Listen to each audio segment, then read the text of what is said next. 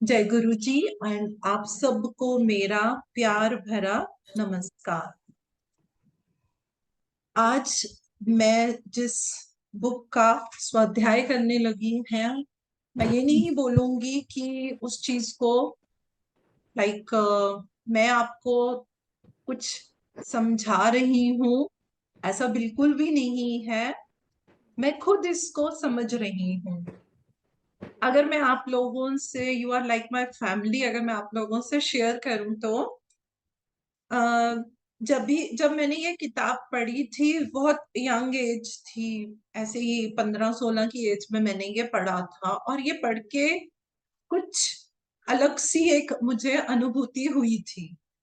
लेकिन जितने भी हमारे मास्टर्स हैं, जिनको हम फॉलो करते हैं, लाइक माय गुरु, माय दोस्त एंड गुरु परमहंस योगानंद जी, और उनके गुरु स्वामी युक्तेश्वर जी, और उनके गुरु लहरी महाशय जी, और उनके गुरु महाअवतार बाबा जी। तो क्या होता था कि धीरे धीरे जैसे जैसे आगे इस मार्ग पे बड़े बड़े बढ़ते गए, तो पता नहीं क्यों मेरे अंदर युक्तेश्वर जी की छवि हमेशा एक ऐसी रही है जिसको कि हम एक ट्रू मास्टर या गुरु बोल सकते हैं। मतलब कि ये कोकोनट की तरह थे। बाहर से इतने सख्त रूल्स एंड रेगुलेशन के में वो कोई कॉम्प्रोमाइज नहीं करते थे। और उनका मेन ये रहता था कि स्टूडेंट कौन बनेगा, फॉलो कौन करेगा, जो पूरे उन गुणों को लेगा। अगर आप लोगों ने ऑटोबायोग्राफी ऑफ अ योगी पढ़ी होगी तो उसमें भी हमें काफी कुछ युक्तेश्वर जी के बारे में समझने को मिलता है। तो मैं धीरे धीरे जैसे जैसे जब भी मेडिटेशन या जैसे भी होता था, मास्टर्स ने गाइड करना, मास्टर्स ने कनेक्ट करना, तो मुझे युक्तेश्वर जी ऐसे कनेक्ट नहीं होते थे। तो मैं सोचती थी, मैं अपने को ये लेकर चलती थी कि शायद युक्तेश्वर जी जिस तरीके का वो डिसिप्लिन चाहते हैं वो मुझ में नहीं है, तो वो मुझे नहीं कनेक्ट होते थे। लेकिन जब मुझे युक्तेश्वर जी ने कनेक्ट करना शुरू किया, और जैसे जैसे मेरी जो थोड़ी बहुत मुझे लगता था कि मेरे में है, हम सब में कमियां होती हैं, तो उसके ऊपर काम करवाया। और जब मुझे इस चीज के लिए, मैं समझूंगी मुझे इस चीज के लायक समझा गया, तो मुझे इस बुक के स्वाध्याय के लिए जो है मैसेज आया कि आपको इस बुक का अब स्वाध्याय करना है। तो मैं ये बोलूंगी, आप इस किताब के ही सिर्फ शब्दों पे या उसके मीनिंग पे मत जाना, क्योंकि जो मैंने समझा है, जो मैंने उनसे समझा है, मैं वो चीजें भी इसके अंदर शेयर करूंगी। तो सबसे पहले, with all my love, with all my respect and loyalty towards our masters, मैं चाहूंगी कि इस स्वाध्याय में मैं साक्षात रूप से अपने दोस्त एंड गुरु परमहंस योगानंद जी को और स्वामी युक्तेश्वर जी की कॉन्शियसनेस को इनवाइट करती हूँ, ताकि हमारे स्वाध्याय में जो भी कोई मेरे में कमी या गलती हो तो मेरे मास्टर्स मुझे साथ साथ गाइड करते रहेंगे। अब सबसे पहले इस किताब को एकदम, हम कहें तो इस ज्ञान को, इस विजडम को, इस नॉलेज को एकदम स्टार्ट करने से पहले हमें ये ज्ञान होना चाहिए कि ये जो बुक लिखी गई थी, द होली साइंस, नाम ही देखिए, द होली साइंस, उसका मोटिव क्या था, इस बुक को कैसे लिखा गया। एक चीज मैं हमेशा मानती हूँ, और मैं अपने ग्रुप में हमेशा एक चीज बोलती हूँ, बाई चांस कुछ भी नहीं होता है। बाई चांस कुछ भी नहीं होता है। और आज इस स्वाध्याय को शुरू करने से पहले मेरे को एक छोटी सी कुछ समस्या आई थी। तो सुबह जब मैं उठी तो एकदम मेरे को एकदम बोला गया कि किसको कॉल करना है, और मैंने जिसको कॉल किया, तो वो भी एक बड़ी ब्यूटीफुल सी हमारे साथ एक बात हुई है। और शायद जो लोग मुझे जानते हैं वो आज सोच रहे होंगे आज मैम ने बिंदी क्यों लगाई है, तो वो बिंदी मैंने उसी मैसेज की वजह से लगाई है, बिकॉज आई डोंट पुट बिंदी, तो वो मैंने उस मैसेज की वजह से ही लगाई है। इस बुक का पर्पस क्या है? ये बुक जो इतना इसको माना जाता है द होली साइंस, को कभी कभी लोग बोलते हैं हमने इसको पढ़ा, कुछ चीजें इसमें हमें क्लियर नहीं रही हैं। मेरे ग्रुप में ही कुछ लोगों ने मुझे बोला था कि आप इसका स्वाध्याय कीजिए कीजिए। ऊपर से तो मैं कुछ नहीं बोलती थी, अंदर से मैं कहती थी जब तक मेरे को परमिशन नहीं मिलेगी, यानी जब तक मैं इस लायक नहीं बनूंगी मैं इस बुक का कैसे करूंगी। इस बुक को हमें अपने लॉजिकल माइंड के पॉइंट ऑफ व्यू से नहीं देखना है। Don't go with the words itself, शब्दों पे नहीं जाना है। हमें क्या समझना है, हमें इसकी गहराई में जाना है। जो अर्थ था, जिस पर्पस के लिए जहां जो जो श्लोक को जो जो यूज किया गया है, हमें उसकी गहराई में जाना है। हमने इसको जस्ट पढ़ के और हमने उसको अपनी नॉलेज से नहीं करना है, इसको हम अपनी विजडम से करेंगे। जितनी भी विजडम हमारे पास है, हम इसको उनसे समझने की कोशिश करेंगे और इसको अपने जीवन में उतारने की कोशिश करेंगे। इस बुक का पर्पस क्या है कि जितने भी रिलीजन होते हैं, अब रिलीजन शब्द को मैं यहाँ थोड़ा बॉडी लेवल के रिलीजन पे लेके चलती हूँ, मैं हिंदू हूँ, मैं सिख हूँ, ईसाई हूँ, कुछ भी है, तो वो जितने भी रिलीजन होते हैं उनके अंदर एक यूनिटी होती है, जिस यूनिटी को हम नहीं समझ पाते हैं। जब हम रिलीजन ओरिएंटेड हो जाते हैं तो मेरे धार्मिक पुस्तक ये कहती है, वो बोलेंगे मेरी ये कहती है, हम कहेंगे नहीं सबसे ऊपर मेरे हैं, वो बोलेंगे नहीं हमारे हैं। ये जो हम एक डिफरेंस क्रिएट कर देते हैं, और पता हम डिफरेंस किस में क्रिएट करते हैं? हम डिफरेंस क्रिएट करते हैं परम सत्य में।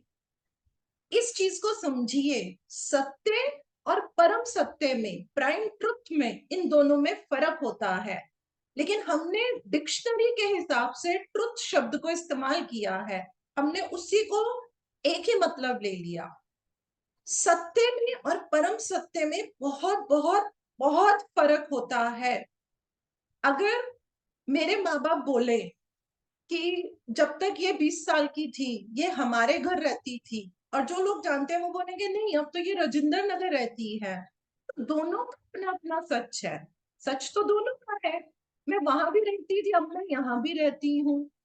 सत्य क्या है कि मैं एक फीमेल हूँ, ये परम सत्य है। किसी की माँ हूँ, किसी की बीवी हूँ, किसी की बेटी हूँ, किसी की बहन हूँ, किसी की चाची हूँ, किसी की मौसी हूँ, सो ऑन सो ऑन। परम सत्य क्या है? परम सत्य ये है कि मैं एक फीमेल हूं।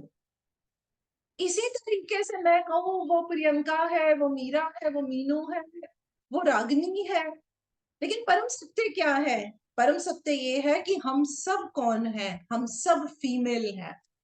तो हम सब उसी प्रकाश का एक अंश है और हम यहाँ पे फीमेल के रूप में हैं।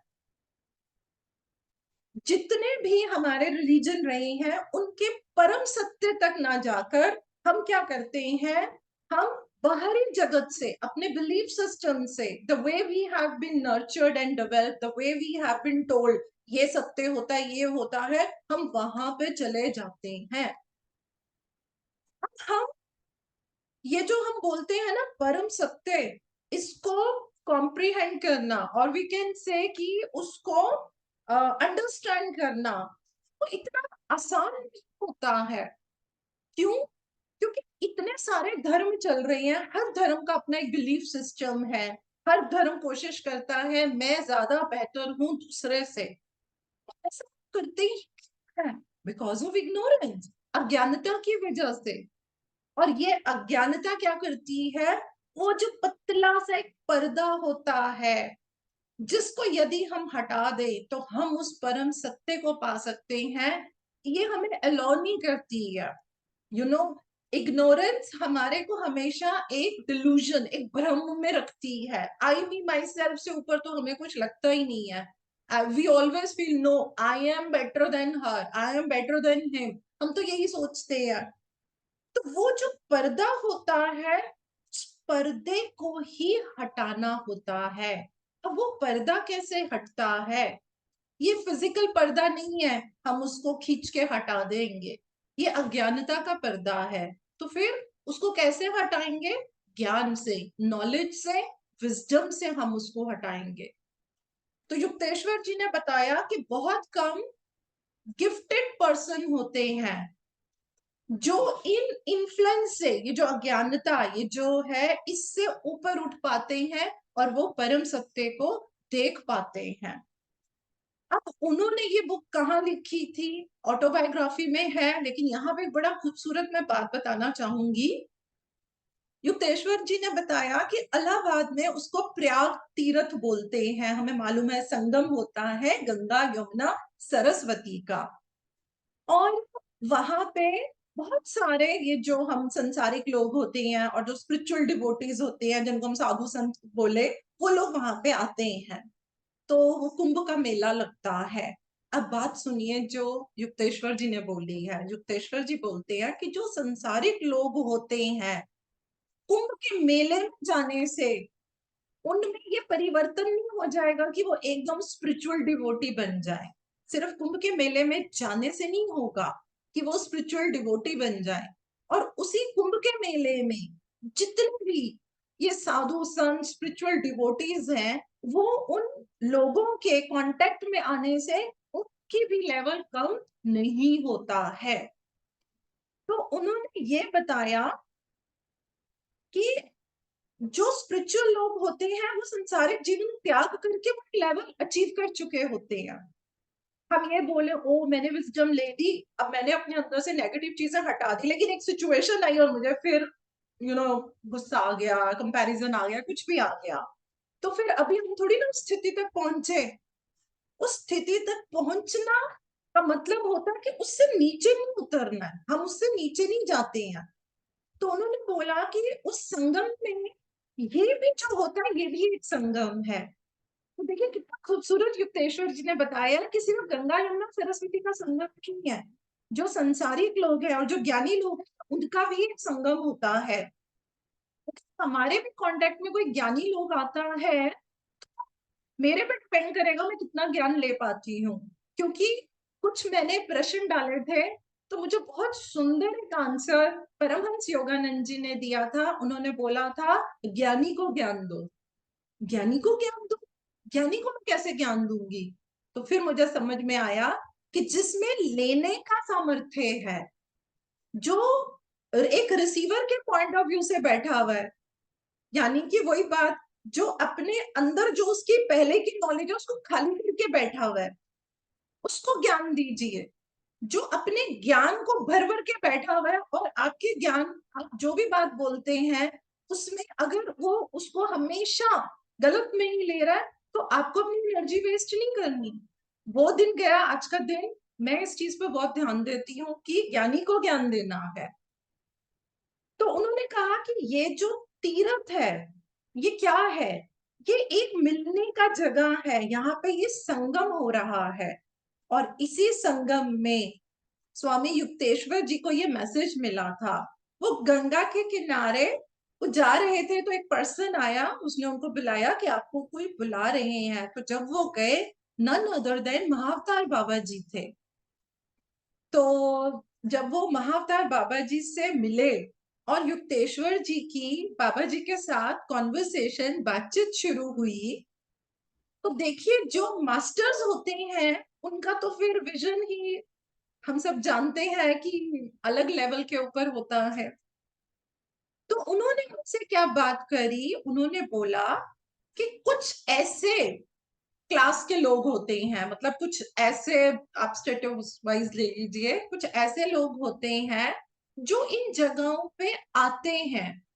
और कुछ ऐसे लोग भी हैं जो बहुत दूर हैं, उनके पास बहुत अच्छा इंटेलिजेंस लेवल है उनके पास, वो यूरोप और अमेरिका में रहते हैं, लेकिन ड्यू टू इग्नोरेंस, अज्ञानता की वजह से वो अगर यहाँ पे आते हैं तो जैसे लाइक जस्ट एक हम बोले कि एक टूरिस्ट आ रहा है किसी जगह पे, वो वैसे आते हैं। कहा कि वो इसके एसेंस को नहीं समझ पाते, वो इसकी असलियत को नहीं समझ पाते, वो नहीं जान पाते हैं कि संगम के अंदर हम क्या ले सकते हैं, यहाँ पे हमें क्या मिल सकता है। उन्होंने बताया वो लोग मटेरियलिज्म की रैंकिंग में लगे होते हैं। मेरे भाई के पास इतना पैसा है तो मेरे पास इतना होना चाहिए, उसने इतना कमाया तो मेरे पास इतना होना चाहिए। तो जो उनकी बातचीत हुई, तुरंत महाअवतार बाबा जी ने युक्तेश्वर जी को क्या बोला? स्वामी। उन्होंने उनको टाइटल दे दिया स्वामी का। और उन्होंने उनको ये टास्क दिया कि ये जो आपने बात बोली है कि वहां के लोग अगर यहाँ पे आते भी हैं तो वो उसके एसेंस को नहीं समझ पाते। और कितने लोग ऐसे हैं उनका इतना इंटेलेक्ट लेवल है लेकिन वो कांटेक्ट नहीं हो पा रहा। तो उन्होंने बोला ये संगम आपको करना है। तो अभी तक हमने क्या समझा? हमने एक नदियों का संगम समझा, हमने एक घर गृहस्थी के लोगों का और स्पिरिचुअल लोगों का संगम समझा। अब हमें क्या समझना है? होली साइंस बुक के अंदर ईस्ट और वेस्ट की जो रिलीजन की, जो हम इग्नोरेंस की वजह से मैं बड़ा में रहते हैं, हम उसकी रियलिटी को समझेंगे। और युक्तेश्वर जी ने क्या बोला? युक्तेश्वर जी बोलते हैं, I do not know the reason why to remove the barriers and to help in establishing the basic truth in all religion. आप ये देखिए कि इतना विजन होने के बावजूद भी उन्होंने क्या बोला कि मुझे समझ नहीं आया कि कौन सी लिमिटेशन को तोड़ना है और किस तरीके की ये जो परम सत्य है उसको हम मुझे एस्टेब्लिश करना है। तो ऐसा होता है ना, अपने अंदर वो चीज होती है, still we need guidance. I can vouch on this thing. बहुत सारी चीजें आती हैं, मैं सोचती हूँ ऐसा करना वैसा करना है, कहीं ना कहीं रुक जाती है। फिर मुझे जब गाइडेंस मिलती है, मुझे क्लैरिटी मिलती है, वो मुझे स्टेप बाय बताते हैं। अब ये नहीं करना, अब ये छोड़ो, अब ये करना है, अब ऐसा करना है, अब वैसा करना है। सी ब्यूटी ऑफ दिस थिंग, आप उसको गुरु बोले, इनर गाइडेंस बोले, क्योंकि गुरु भी हमारे अंदर ही है, वहां से हमें ये चीज आती है। ये जो किताब है इसकी खूबसूरती क्या है? जिस तरीके से जो हमारी नॉलेज होती है उसकी 4 स्टेजेस होती हैं। जितना इस बुक में बताया गया मैं उतना बताऊंगी, प्लस जो मुझे इंसाइट दिए गए थे मैं वो शेयर करूंगी। तो उन्होंने ये बताया कि उसके 4 स्टेजेस होती हैं। और उन्होंने कहा कि हमारा मेन एम जो होता है रिलीजन का, वो आत्मज्ञान है। यहां पर मैं ये पॉइंट बोलूंगी कि अब जो रिलीजन हम यूज करते हैं, रिलीजन का मतलब जो सबके लिए परम सत्य है, हमारी ड्यूटीज। हम ये शरीर लेकर क्यों आए हैं? हम ये शरीर लेकर इसलिए आए हैं क्योंकि हमें आत्मज्ञान लेना है। हमें आत्मज्ञान लेने के लिए ही तो हम यहाँ पे आए हैं। उस हिसाब से इन्होंने उसको समझाया है। और उन्होंने बोला कि नॉलेज लेने के लिए हमें एक्सटर्नल वर्ल्ड को जानना बहुत जरूरी है। तो युक्तेश्वर जी ने भी इस किताब को 4 पार्ट्स में उन्होंने इसको बांटा है। उन्होंने बताया है कि जो पहला सेक्शन इस बुक का है वो हमारे गॉस्पेल यानी कि जो हमारे वेद हैं, ये उनसे लिया गया है। और युक्तेश्वर जी ने उसके मीनिंग को हमें समझाते हुए हमारे को ये जो क्रिएशन की सच्चाई होती है, हम ये सुनते तो है we all are creator, what is the reality creation. उन्होंने उसको बहुत सिंपल साधारण शब्दों में उसको समझाया है। और उन्होंने ये भी बताया कि किस तरीके से हमारी एवोल्यूशन होती है और इन्वोल्यूशन होती है, यानी कि हम कैसे जीरो से हीरो और फिर हम हीरो से जीरो बन जाते हैं। उन्होंने ये भी बताया है। दूसरे पार्ट के अंदर हम ये समझेंगे जितनी भी इस मैं कहूँ अगर संसार ब्रह्मांड में जितना भी क्रिएशन है, from highest to the lowest, वो लोग 3 चीजों को पाने में लगे रहते हैं। वो 3 चीजें क्या हैं? हम जाने ना जाने, जितनी हमारी जागरूकता होती है, हमारी अवेयरनेस होती है, हम उतना ही इस चीज के ऊपर काम करते हैं। और वो चीजें क्या है? वो है हमारी एग्जिस्टेंस, हमारी कॉन्शियसनेस और ब्लिस। तो इसको मैं ऐसे बोलती हूं, अगर हम याद करें, ECB। ECB एग्जिस्टेंस क्या हुआ? हमारा अस्तित्व। हमें हमारा अस्तित्व क्या लगता है? मैं पूनम मेहता। मेरा प्रोफेशन क्या है, मेरे हस्बैंड कौन है, मेरे फादर कौन है, मैं कहाँ रहती हूँ, मैं क्या करती हूँ। हम यहाँ पे बात कर रहे हैं वो परम सत्य वाले अस्तित्व की, हम उसको समझने की कोशिश करेंगे। कॉन्शियसनेस बोले मेरी चेतना। हम जब वहां से यहाँ आए पहली बार, तो हमने अपनी कॉन्शियसनेस को की फ्रीक्वेंसी को कम की है, वो कम करे तो हम इस यहाँ पे आए, क्योंकि वो हाई फ्रीक्वेंसी जो है वो वहां पे होती है। तो मेरी कॉन्शियसनेस क्या है। हम बोलते नहीं है कभी कभी बातों में, अरे वो बंदा बड़ा गलत करता है यार, तेरी तेरी तो कॉन्शियस ही ना पता नहीं कैसे तुझे करती है। और कभी कभी हम बोलेंगे कुछ गलत करने लगे, नहीं मेरी कॉन्शियस अलाउ नहीं करती। तो यहाँ पे उस कॉन्शियसनेस को, उस चेतना को समझेंगे। फिर हम बात करेंगे ब्लिस की। ब्लिस, आनंद। हम सब क्या कर रहे हैं, हम उस आनंद की खोज कर रहे हैं। उस आनंद की खोज करते करते कभी कभी I could be wrong. I am not vouching on my words right now, what I'm going to say, but the point is, as per my experience, जितना मैं देखी हूँ, मैं समझी हूँ, मैंने क्या देखा है, कई बारी बहुत सारे जो आप पार्टिसिपेंट्स बोलूं के साधक बोलूं के लोग बोलूं, तो स्पेयर मी अगर मैं कहीं कुछ गलत शब्द बोलूं तो प्लीज। वो लोग कोशिश क्या करते हैं, आनंद चाहिए, आनंद चाहिए। उन्होंने समझ लिया मटेरियलिस्टिक चीजों में आनंद नहीं है, ये हैप्पीनेस है, हैप्पीनेस टेम्परेरी होती है। आनंद इज सच्चित आनंद, जो हमेशा मेरे साथ रहेगा। मैं उस स्थिति में रहूं कि मेरे पास कुछ है कुछ नहीं है, कोई मुझे गाली दे रहा है, कोई मुझे तारीफ कर रहा है, मैं बोल रही हूँ काम ऐसे करो, वो नहीं कर रहे, भी तब भी मैं उस अवस्था में रहूं, वो होती है हमारी आनंद की अवस्था। मैंने देखा लोग ये समझ गए आनंद लेना है, लेकिन अपनी स्थिति काम नहीं किया, अपनी एग्जिस्टेंस में काम नहीं किया, ये प्रश्न नहीं डाला। समझ लिया हु एम आई का कॉन्सेप्ट समझा, उसको थ्योरेटिकल वे में समझा, एसोटेरिक एक्सपीरियंस नहीं लिया, उसका अनुभव ही नहीं लिया। कॉन्शियसनेस को हमने सिर्फ यहां तक जोड़ के रख दिया, मोर मेडिटेशन, चेतना का एक्सपेंशन। सिर्फ मेडिटेशन से चेतना का एक्सपेंशन नहीं है। तो ये चीज बहुत जगहों पे देखी है। और अगर कोई पूछे तो मैं बताती हूँ, अदरवाइज नहीं। व्हाई शुड आई, सबकी अपनी अपनी यात्रा है, सब अपनी यात्रा को बहुत अच्छे से कर रहे हैं। तो दूसरा पार्ट हम ये समझेंगे। तीसरे पार्ट में ये जो तीन पर्पस अभी हमने समझे हैं, इनको रियलाइज कैसे करें, इनको हम किस तरीके से पा सकते हैं, अपने एग्जिस्टेंस को, अपनी कॉन्शियसनेस को, अपने ब्लिस को, अपने अस्तित्व को, अपनी चेतना को, और उस परम आनंद को कैसे पाएंगे, वो हम यहाँ पे तीसरे पार्ट में समझेंगे। और जो चौथा सेक्शन है वो कुछ चीजें रिवील करता है। रिवील क्या होता है, हम बोलेंगे कोई सत्य को बता रहा है। रिवील करने का मतलब क्या होता है, जब कोई अपने अनुभव को बताता है।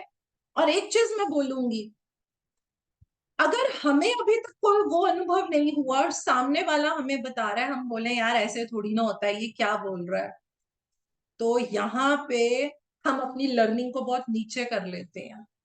क्यों? क्योंकि सत्य या इस ब्रह्मांड की नॉलेज सिर्फ वो नहीं है, what we can see, what we can listen, it is beyond that, it is beyond that. मैं भी इस चीज को अनुभव कर चुकी हूँ।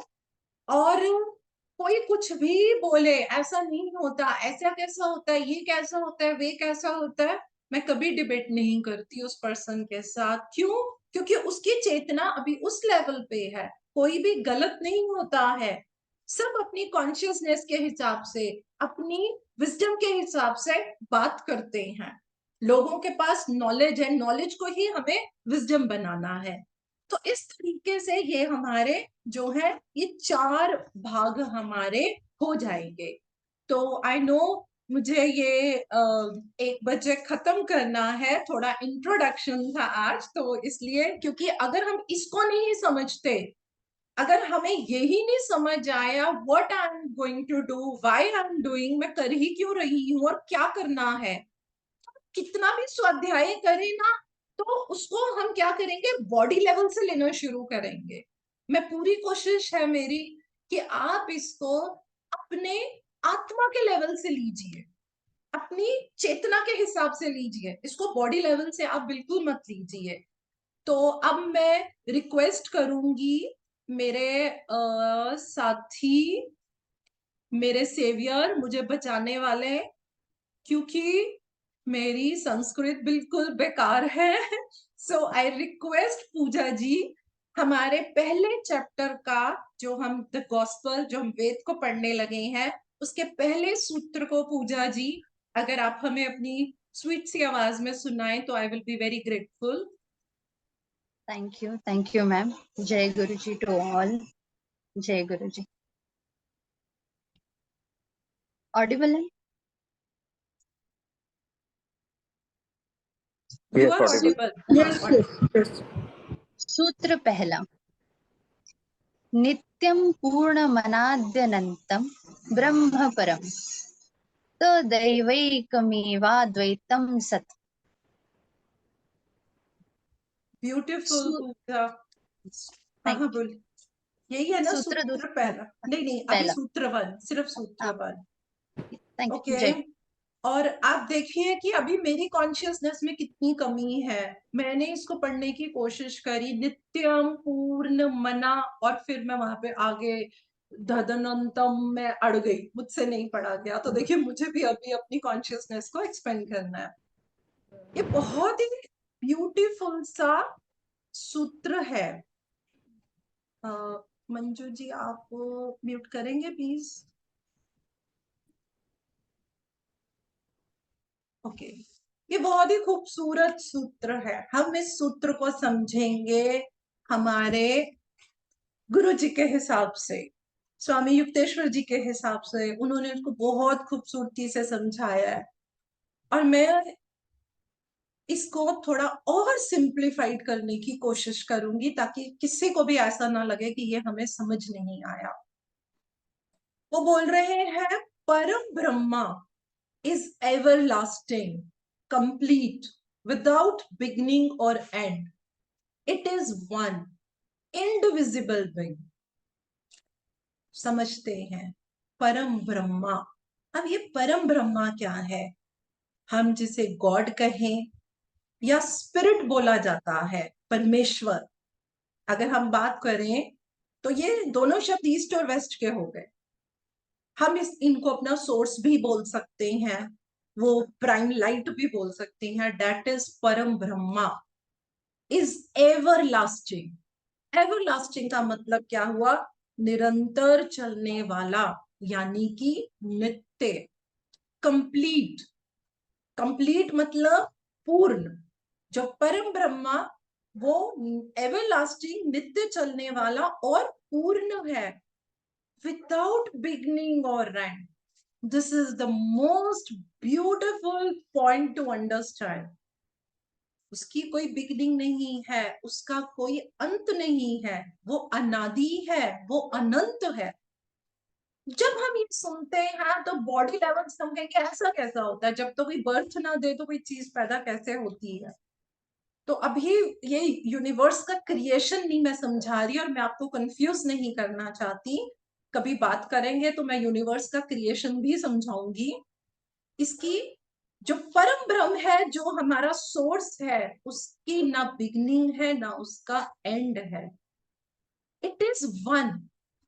अब इट इज वन यानी कि वो एक है। यहाँ पे हम बोलते तो है अरे सारे धर्म एक हैं, तो सारे धर्म एक कैसे हैं? रिचुअल से एक नहीं है, बुक से एक नहीं है, उसके मीनिंग को भी हम डुअलिटी में देखते हैं, वो एक कैसे है? वो परम सत्य से एक है। उसी सत्य को यहाँ पे हम समझेंगे। इंडिविजिबल बीइंग है, उसको आप किसी तरीके से आप उसको लाइक विजिबल नहीं, वो इंडिविजिबल है। अब यहाँ पे क्या समझने की बात है? चलो हमने अभी तो इंग्लिश और हिंदी में अर्थ समझ लिए, अब समझना यहाँ पे क्या है, जो एटर्नल फादर है। फादर यहाँ पे हम किसके लिए इस्तेमाल कर रहे हैं? हम परम ब्रह्मा के लिए इस्तेमाल कर रहे हैं, ठीक है। वो एटर्नल को शाश्वत बोलते हैं कि नश्वर? में कंफ्यूज हो गई, कोई बताएगा? एटर्नल शाश्वत कि नश्वर? शाश्वत शाश्वत। ओके, शाश्वत शाश्वत। ठीक है। तो हमारे जो परम ब्रह्मा है वो शाश्वत लाइक पिता है जो हम बोल रहे हैं। तो स्वामी परम ब्रह्मा वो ही क्या है? वो रियल सब्सटेंस है। रियल सब्सटेंस बोले तो क्या है? वो ही एकमात्र सत्य है। उसी सत्य को पाना है। सभी धर्म में उसी सत्य की बात की जाती है, लेकिन हम गहराई में ना जाके हम ऊपर ऊपर के शब्दों के ऊपर ही रह जाते हैं। क्या करें, माया जाल में जो रहते हैं। उन्होंने बताया वो ही रियल सब्सटेंस है, सत्य है। तो जो हम बोलते हैं सत्य चित आनंद, तो सत्य क्या है? वो सत्य क्या है? वो सत्य है वो रियल सब्सटेंस, वो परम सत्य। और वो परम सत्य कहाँ है? वो परम सत्य पूरे ब्रह्मांड में है। पूरे ब्रह्मांड के अंदर वो परम सत्य है। कभी कभी लोग बोलते हैं परमात्मा को समझना बहुत मुश्किल है। God is not comprehensible, that is not understandable. समझ नहीं आता है। समझ कैसे आएगा? कभी कभी हमने क्या किया, हमने तो माया में आके मूर्ति पूजा कर ली, चैंटिंग कर ली, श्लोक बोल लिए। वो गलत नहीं है, मैं नहीं कहूँ उसको गलत है, लेकिन अगर उनको बोलते बोलते वो सिर्फ उसमें रह गए और उस परम सत्य को नहीं देखा, तो हाँ, तब हम थोड़ा अपना जीवन जहां जो करने आए हैं वो हम चूक जाते हैं। अब देखिए, हम जो इंसान होते हैं, हम लोगों में भी जो है वो एटर्नल फेथ है, वो विश्वास है, इंट्यूटिव लेवल के ऊपर है, क्योंकि हमारी एग्जिस्टेंस वहीं से हुई है। लेकिन जब हम इस माया जाल में आ जाते हैं, हम उस फेथ को भूल जाते हैं। अरे मैं कौन हूं? अरे मैं तो एक मामूली इंसान हूं। मैंने बहुत सारे लोगों को देखा है, ये जितने इंश्योरेंस वाले होते हैं, अगर कोई यहाँ पे इंश्योरेंस वाला हो, प्लीज स्पेयर मी, मैं स्पिरिचुअल वे में बात कर रही हूँ। क्या बोलते हैं? हेल्थ इंश्योरेंस करवा लीजिए, 60 की उम्र में बीमारी आने वाली है, 60 साल के बाद ये होगा, ऐसा होगा, वैसा होगा। हम इंश्योरेंस करा लेते हैं। अब हमारे दिमाग में क्या आता है? अब यार मैं बीमार होऊंगा तो चलो मेरा है, अच्छा इतनी बीमारी आए, मैंने 5 का करवाया, 7 का करवाया। तो हम क्या करते हैं? इनवाइट करते हैं, इनविटेशन दे रहे हैं, प्लीज आइए, प्लीज आइए। And please don't go in debate कि इंश्योरेंस करानी है कि नहीं करानी, that is your choice. The point is you don't have to forget like your eternal truth. Don't lose your faith. तो क्या फेथ का मतलब ये है कि मृत्यु नहीं होगी? आ गई ना अज्ञानता। फेथ का मतलब ये थोड़ी ना कि मृत्यु नहीं आएगी। फेथ का मतलब ये है, आप जिस पर्पस के लिए आए हैं, आप क्या करने आए हैं? आप अपने अस्तित्व को, अपनी चेतना को, आप अपने उस आनंद को पाने के लिए आए हैं। आप अपनी कॉन्शियसनेस को एक्सपेंड करने के लिए आए हैं। उसमें कोई कॉम्प्रोमाइज नहीं होगा, उसमें हमें कोई कॉम्प्रोमाइज नहीं करना है। मृत्यु ना हो तो फिर ये तो बॉडी लैंग्वेज करने लग गए, मृत्यु ना हो वो तो बॉडी लैंग्वेज के ऊपर हम आ गए। मृत्यु तो जितनी हायर कॉन्शियसनेस कोई भी अवतार लेकर आई है, तो मृत्यु तो उनकी भी हुई है। अब हुआ क्या कि जब हम आए तो हमारे पे कुछ ऑब्जेक्ट्स लगा दिए गए।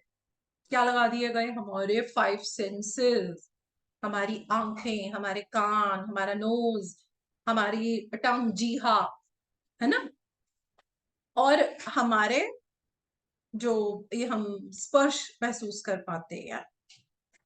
इनसे हम क्या करते हैं? इन कंपोनेंट से क्या करते हैं? अरे इन्हीं से तो इस बाहरी दुनिया को देखते हैं, इन्हीं से तो हम बाहरी दुनिया को देखते हैं। लेकिन ये क्या है? समझिए, ये क्या है? ये सिर्फ और सिर्फ प्रॉपर्टीज हैं, ये गुण है। हम शरीर को लेकर आए हैं, तो ये हमारा, इन जो हमारे को ये पार्ट्स मिले हैं, इनके जो गुण है उनके प्रति हमारा धर्म है। लेकिन माया जाल ने क्या किया? ऊंट ने हमारे को इसके अंदर ही डुबो दिया, हम डूब गए। हम सिर्फ इन कॉम्पोनेंट से जो देखते हैं, जो सुनते हैं, जो बोलते हैं, हम तो उसी को सत्य मानने लग गए। होगी ना डेफिनेशन चेंज। परम सत्य है और ये बॉडी लेवल का सत्य है। बॉडी के सत्य को ही सत्य मानने लगे। अरे मैं एक बेचारा इंसान, मैं क्या कर सकता हूँ। हमने क्या किया, हमारी पहचान क्या बन गई, ये मेरा शरीर, इस शरीर से ही मेरी पहचान है, बस हम इससे जुड़ गए। और हमने क्या किया, हमने इन जो प्रॉपर्टीज हैं, इनसे जो जो इम्परफेक्शन हमने अपने अंदर डाली, किसी को देख के जेलसी डाली, गुस्सा डाला, किसी को देखकर हमारे को क्रोध आया, हमने वो चीजें अपनी डाली, जीवन में कुछ बन गए तो हमने बहुत प्राइड अपने में डाल लिया। तो फिर हमने क्या किया, हमने इम्परफेक्शन को अपने अंदर डाल लिया। जबकि सत्य क्या है, सत्य है वो परम ब्रह्मा, जो क्या है, जो परम सत्य है इस पूरे ब्रह्मांड का, उसको हम इस मटेरियल वर्ल्ड में समझ नहीं पाए। मैंने ये नहीं बोला समझ नहीं सकते, मैंने बोला हम समझ नहीं पाए। कारण क्या है, वो जो 5 सेंसेस हैं, हम उन्हीं के ऊपर काम करना शुरू कर दिया, वो तो हम बिल्कुल भूल ही गए। अब करना क्या है, अब बड़ा बोलते हैं, मैं कहूंगी क्या बोलते हैं, ट्रांसपेरेंट जो होता है उसको क्या बोलेंगे, बड़ा झीना सा पर्दा है, जस्ट उसको लिफ्ट करना है सिर्फ। ट्रस्ट मी, ये कोई बहुत हैवी पर्दा नहीं होता, एक झीना सा पर्दा होता है। जिस तरीके से अगर मेरे हाथ से राजमा फर्श पे गिर जाए, उनको उठाना फिर इजी है अगर उस जगह के ऊपर मिट्टी है, लेकिन अगर मेरे से सरसों के बीज गिर गए, उनको उठाना मुश्किल है। उसी तरीके से ये जो झीना सा पर्दा है ना, इसको उठाना ही हमारी अपलिफ्टमेंट है। पर्दे को नहीं उठाने का मतलब क्या, वो तो हमने एक समझाने के लिए टर्म यूज करी है। किसको करना है, अपने आप को लिफ्ट करना है। कैसे करना है, तो वो हमने 3 चीजों बता दी है, हम अपने आप को उन्हीं से करेंगे। इस पर्दे को लिफ्ट करने के लिए, इस अज्ञानता के पर्दे को हटाने के लिए हमें ज्ञान चाहिए, हमारे को वो डिवाइन विल चाहिए, हमारी आत्मा में वो डिविनिटी आनी चाहिए। अगर हम किसी चीज को पढ़ते हैं समझ नहीं आता, तो वो लिखा गलत नहीं होता, हमारे में कैपेबिलिटी नहीं होती उस चीज को समझने की। बच्चे बोलते हैं, अरे मम्मा ये बड़ा मुश्किल इक्वेशन मैथ्स की समझ नहीं आ रही, 9th 10th। हम बोलेंगे अरे तुम्हें ये नहीं समझ आता, अरे ये तो बड़ा इजी है, दो मैं बताती हूँ। क्यों, क्योंकि हम वो कर चुके हैं। हम याद करें तो 9th 10th में हमें भी दिक्कत आई होगी इक्वेशन करते हुए, लेकिन आज हम उनको क्या बोलते हैं, अरे इट इज तो वेरी इजी, बस। So practice is the only way. जितना कांस्टेंट प्रैक्टिस करेंगे, आप अपनी एग्जिस्टेंस को, अपनी कॉन्शियसनेस को, अपने ब्लिस को पूरे आनंद के साथ ले पाएंगे इस डार्कनेस से। अब ये कौन सी डार्कनेस है, रात वाली? जी नहीं, ये है हमारी अज्ञानता की डार्कनेस, ये जो माया जाल है, इससे हमें बाहर निकलना है। इसी चीज के ऊपर, क्योंकि वो संगम कर रहे हैं, ये हमारे वेद का हुआ।